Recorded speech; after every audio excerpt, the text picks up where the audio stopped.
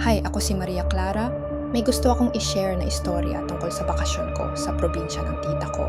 Akala ko simpleng pahinga lang yun. Tahimik, presko ang hangin, walang signal. Perfect sana. Pero simula pa lang ng pagdating ko sa bahay, may kakaiba na akong naramdaman. Parang may nakatingin sa akin kahit wala naman akong nakikita. Unang gabi, hindi ako makatulog. May narinig akong mahina, parang may kumakatok sa kahoy. Tuk, tuk, tuk. Sinundan ko yung tunog hanggang sa makarating ako sa isang lumang kwarto sa dulo ng bahay. Sabi ng tita ko, huwag ko raw yung bubuksan. Pero ewan ko, parang may humihila sa akin. Paglapit ko sa bintana, may nakita akong babae sa loob. Nakatayo lang siya, nakatalikod, mahaba ang buhok. Hello? Tanong ko. Dahan-dahan siyang humarap, pero wala siyang mukha. Napatras ako sa takot. Pagkurap ko, wala na siya.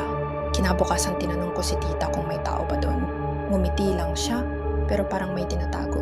Habang palabas ako ng bahay, nilapitan ako ng kapitbahay namin matanda. Mahina niyang sinabi, "Anak, wag mong lalapitan ng kwarto sa dulo." Tinanong ko kung bakit at ang sagot niya, "Hindi ka na makakabalik."